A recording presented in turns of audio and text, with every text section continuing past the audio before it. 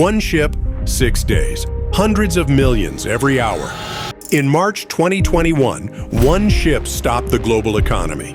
Not a war, not a financial crash, not a cyber attack. The Ever Given, a container vessel nearly 400 meters long, lost control in high winds and wedged itself completely across the Suez Canal. Bow into the eastern bank, stern against the western side, a floating wall of steel blocking the world's most important waterway.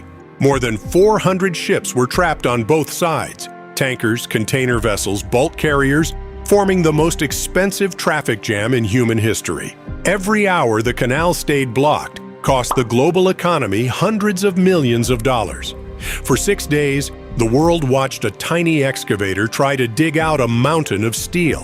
When the Ever Given was finally freed, the relief was worldwide. But for Egypt, that relief lasted exactly as long as it took to ask one question. What happens when the next one gets stuck? Because the Ever Given was not bad luck. It was the inevitable result of a problem building for decades. And as of April 2026, Egypt's answer is complete. Here is what Egypt built and what it just finished. The Southern Sector Development Project targeted the canal's most dangerous 30-kilometer southern stretch, the exact section where the Ever Given ran aground. Engineers widened the channel by 40 meters on the eastern side and deepened it from 66 feet to 72 feet. Double-lane sections were extended, creating more zones where ships can pass each other simultaneously rather than queuing in a single file. Please take a moment to subscribe and like the video. It really helps the channel.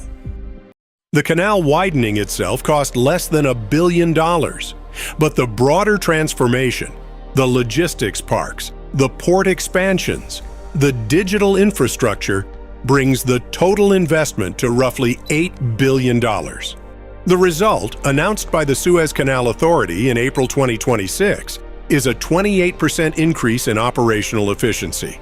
The canal can now safely handle more than 90 ships per day at full megaship scale. But the physical expansion is only part of the vision. Egypt is simultaneously transforming the entire Suez Canal zone into what officials call a smart canal. Digital twin technology and real-time monitoring systems now track every ship moving through the corridor, predicting dangerous conditions like hull squat and bank pressure before they develop. New logistics zones are rising along the canal banks. The port of Sakhna is expanding into a regional industrial hub, and Egypt's real bet is not just on bigger ships passing through. It is on manufacturers building factories along the canal, turning a transit route into a destination. Egypt's $8 billion is not a repair job. It is a complete reinvention. But to understand why Egypt spent this much, this urgently, you need to go back 150 years. The Suez Canal opened in 1869 after 10 years of construction. Before it existed, ships traveling between Europe and Asia had no choice. Sail south along the African coast, round the Cape of Good Hope, then sail north again, a detour of over 7,000 kilometers, adding weeks to every voyage through some of the most dangerous waters on Earth. The Suez eliminated that journey entirely. Suddenly, Europe and Asia were connected by a 193-kilometer channel through the Egyptian desert. Trade that once took months moved in days. Today, more than 10% of all global trade flows through this corridor every single year. Nearly 20,000 ships make the transit annually, carrying crude oil, electronics, vehicles, and almost everything the modern world depends on. For Egypt, the canal generates upwards of $9 billion in annual revenue in normal years. It is not just infrastructure. It is the economic foundation of an entire nation, which is exactly why March 2021 was so much more than an embarrassing incident involving a stuck ship. The Ever Given did not block the Suez because of bad weather. It blocked it because of a trend building in global shipping for decades that nobody had fully confronted.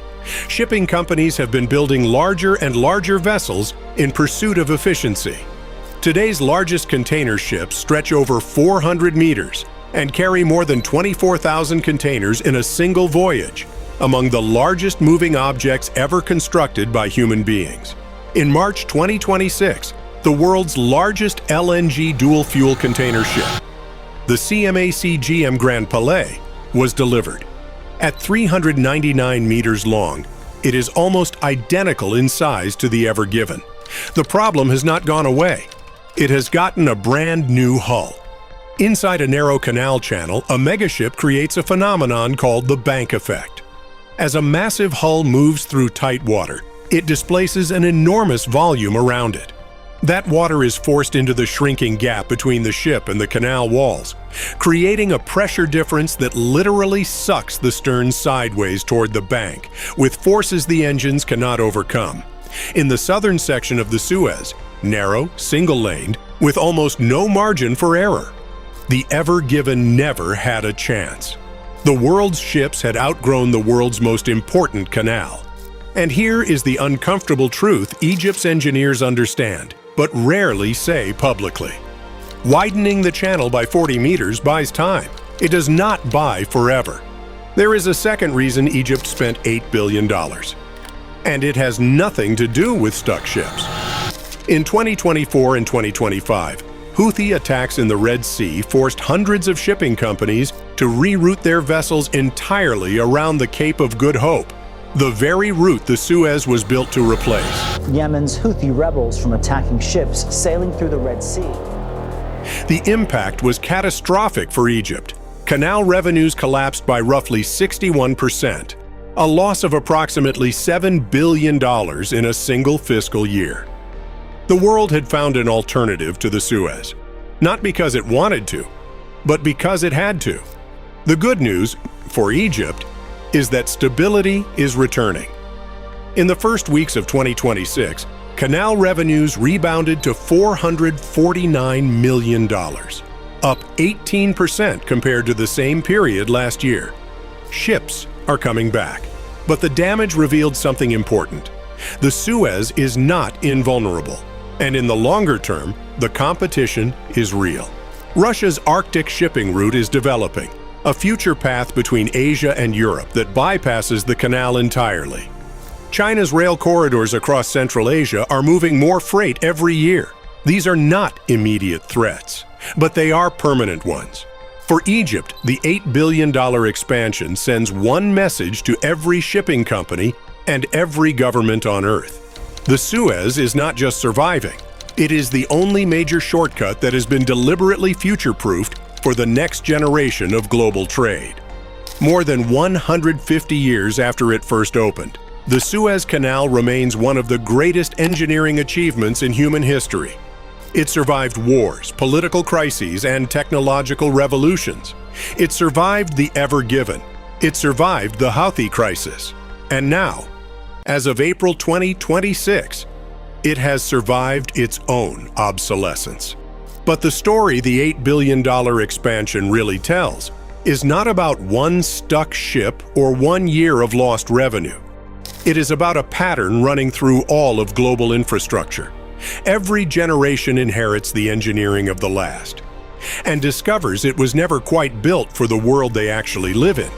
The Suez was built for the ships of 1869. The 2015 expansion was built for the ships of that decade.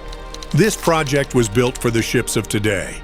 But right now, in a shipyard in South Korea or China, engineers are designing a vessel that will be too large for the canal just finished to contain it. The Suez keeps getting wider, the ships keep getting bigger, and the race between human ambition and human infrastructure never ends. It only gets more expensive.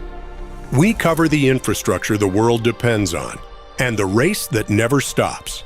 Every week on the channel.